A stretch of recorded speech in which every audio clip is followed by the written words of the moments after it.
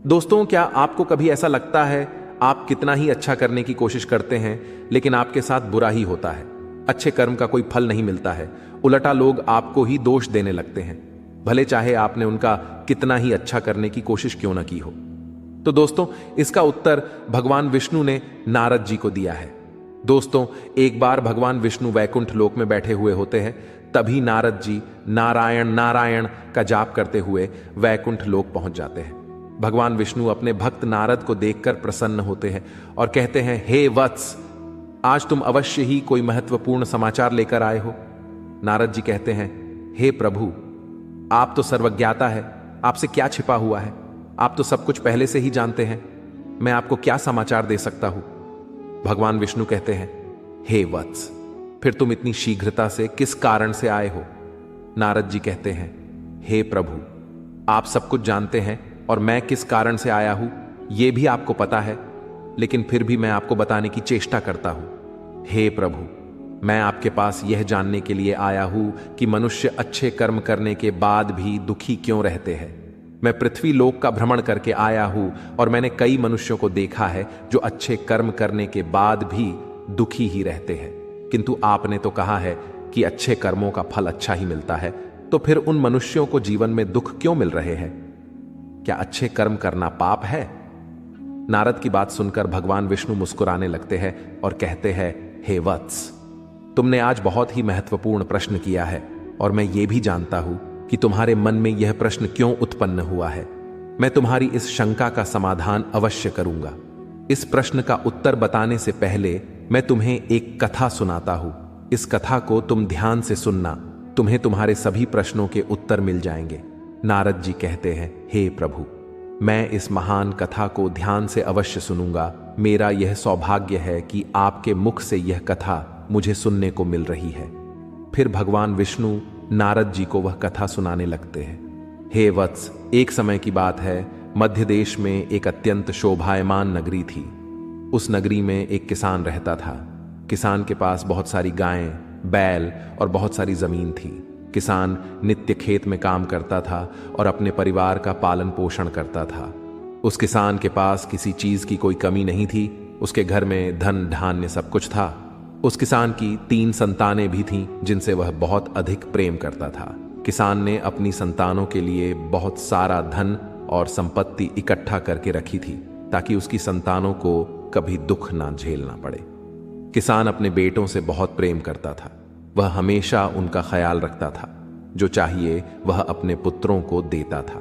उसने अपने संतानों को पढ़ाया लिखाया, जो चाहिए वह किया।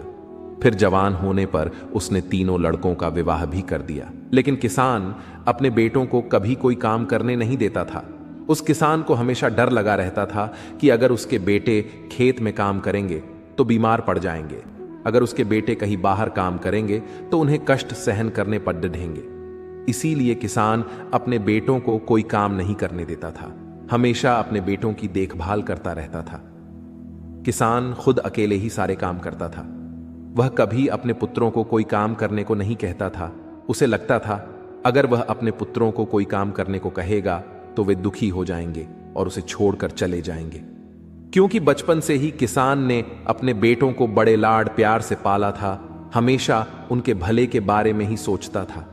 उसके मन में अपने बच्चों के लिए प्रेम था, लेकिन वह किसान नहीं जानता था कि वह कितनी बड़ी भूल कर रहा है। उसे लगता था कि अगर उसके बच्चे काम करेंगे तो वे सभी बीमार पड़कर मर जाएंगे। इसी डर से उसने अपने बेटों को कभी कोई काम करने नहीं दिया और खुद अकेले ही सारा काम करने लगता था। किसान के लाड़ प्यार के कारण उसके 3 लड़के अब निकम्मे हो चुके थे। उन्हें कोई भी काम नहीं आता था और व्यावहारिक ज्ञान भी नहीं था कि लोगों के साथ कैसे व्यवहार करना चाहिए। घर पर सब कुछ आसानी से मिल जाता था तो उन्हें बाहर की दुनिया के बारे में ज्यादा कुछ नहीं पता था। अब किसान बूढ़ा होने लगा था और उसे अपने बच्चों की चिंता सताने लगी थी कि उसकी मृत्यु के बाद उसके पुत्र कैसे जिएंगे। उन्हें कहीं खेत में तो काम करना नहीं पड़ेगा। इसी चिंता से वह किसान हमेशा दुखी रहता था। अब बुढ़ापे में उस किसान से काम नहीं हो पा रहा था, जिससे घर की आमदनी कम होने लगी थी। उसके 3 पुत्रों का परिवार भी बड़ा हो गया। उनके भी पुत्र पुत्रियां हो गई थी। अब इतने बड़े परिवार को संभालने के लिए अधिक धन और अनाज की जरूरत पड़ रही थी। लेकिन किसान इतना सब कुछ अकेले नहीं कर पा रहा था, जिससे उसके पुत्र भी अब उससे द्वेष करने लगे थे। सारा दोष वे पुत्र अपने पिता पर ही डालने लगे थे। उस किसान के पुत्रों को अपने पिता पर बहुत क्रोध आने लगा था। वे सोचने लगे थे कि हमारे पिता ने हमारे लिए कुछ नहीं किया, जीवन भर काम करके उसने हमारे लिए कुछ भी नहीं छोड़ा, सब कुछ कमाकर खर्च कर दिया। अगर बहुत सारा धन इकट्ठा करके रख देते तो हम जीवन भर बैठकर आराम से खा सकते थे, लेकिन हमारे पिता ने हमारे लिए कुछ भी नहीं किया।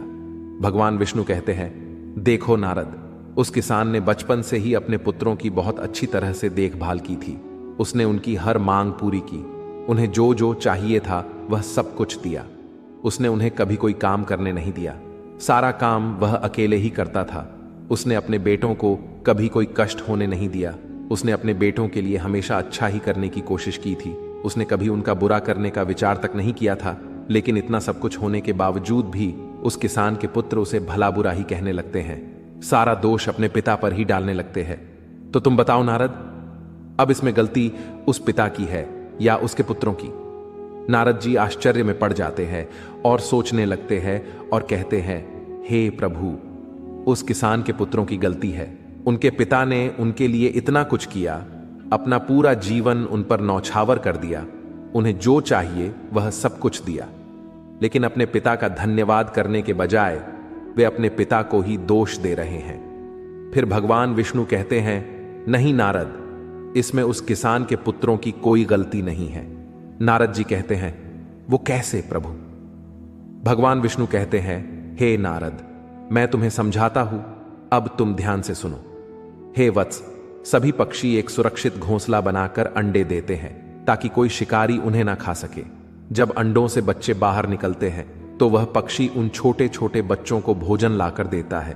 वह पक्षी बहुत मेहनत करता है, इधर उधर भटकता है और अपनी छोंच में अन्न भरकर लाता है और घोंसले में बैठे बच्चों के मुंह में लाकर डालता है। लेकिन कुछ दिनों के बाद उसके वह छोटे बच्चे बड़े होने लगते हैं, उनके पर निकल आते हैं और वे उड़ने की कोशिश करने लगते हैं। धीरे धीरे वे सभी उस घोंसले को छोड़कर उड़ने लगते हैं। तब वह पक्षी उन बच्चों को अन्न की तलाश करना सिखाता है और फिर वे बच्चे खुद उड़कर जाते हैं और भोजन ढूंढकर खाने लगते हैं। उसके बाद वह पक्षी कभी उन बच्चों के लिए भोजन नहीं लाता है। ठीक उसी प्रकार से नारद, उस किसान ने अपने बच्चों का लालन पालन करके उनके साथ अच्छा जरूर किया है, किंतु उसने अपने लड़कों को अपाहिज बना डाला।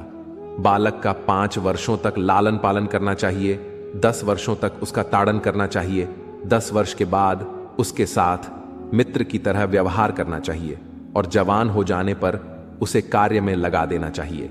लेकिन उस किसान ने अपने बच्चों को आलसी और निकम्मा बना डाला। उसने अपने पुत्रों के साथ अच्छा करने का सोचकर उनके जीवन का विनाश कर डाला। इसमें सारा दोष तो उस किसान पर ही जाएगा। भगवान विष्णु कहते हैं, हे नारद, अच्छे कर्म करना अच्छी बात है, किंतु जो व्यक्ति अंधा है ही नहीं, उसका सहारा बनने की क्या आवश्यकता है? जो व्यक्ति लंगड़ा है ही नहीं, उसे पीठ पर बिठाकर चलने की क्या जरूरत है? जो जल में तैर सकता है, उसे नाव में बिठाने की क्या आवश्यकता है? जो खुद अपने हाथ से भोजन कर सकता है, उसे खिलाने की क्या जरूरत है? जो पहले से ही बलवान है, उसकी रक्षा करने का कोई औचित्य नहीं है। किंतु मूढ़ बुद्धि मनुष्य निरंतर यह गलती करता है कि वह खुद की मूर्खता को ही अच्छा काम समझने लगता है। किसी धनवान को धन का दान देना अच्छा कर्म नहीं होता है। अच्छा कर्म वही है जहां उसकी जरूरत हो। यदि कोई व्यक्ति अंधा है तो उसे मार्ग पर चलने में मदद करना अच्छा काम होता है। किसी गरीब व्यक्ति को धन का तथा अन्न का दान करना अच्छा कर्म होता है। किसी कमजोर व्यक्ति की रक्षा करना अच्छा कर्म होता है। लेकिन पृथ्वी लोक पर मनुष्य ऐसे लोगों की मदद करते हैं जिन्हें मदद की जरूरत ही नहीं होती और सोचता है कि उसने अच्छा काम किया है। इसी कारण से वे सदैव दुखी रहने लगते हैं। यदि उस किसान ने अपने बच्चों को बचपन से ही खेत में काम करना सिखाया होता तो आज उसके सभी पुत्र खेत में काम करके घर परिवार संभाल रहे होते। लेकिन उस किसान ने ऐसा नहीं किया। उसे लगा अगर वह अपने बच्चों को कोई भी काम करने नहीं देगा, उन्हें कभी कोई कष्ट नहीं देगा, तो बुढ़ापे में उसके पुत्र उसे महान पिता कहेंगे, अपने पिता की प्रशंसा करेंगे कि हमारे पिता ने हमें बड़े प्यार से पाला है, हमें कभी किसी चीज की कमी होने नहीं दी। जो मनुष्य दूसरों से प्रशंसा पाने के लिए अच्छे कर्म करता है तो उसे उस अच्छे कर्म का कोई फल नहीं मिलता। अच्छा कर्म केवल निस्वार्थ भाव से करना चाहिए, उसके बदले में कुछ पाने की उम्मीद नहीं करनी चाहिए। हे नारद, देहधारी मनुष्यों के लिए पुरुषार्थ ही कर्म है, उसे पुरुषार्थ अवश्य ही करना चाहिए। व्रत उपवास की भी समय सीमा निर्धारित होती है। जितने समय का व्रत होता है उतना ही समय वह व्रत करना चाहिए, तभी व्रत का फल मिलता है। व्रत का समय समाप्त होने पर व्रत करने से कोई लाभ नहीं मिलता। एकादशी का व्रत एकादशी को ही किया जाता है, अन्य दिन नहीं किया जाता।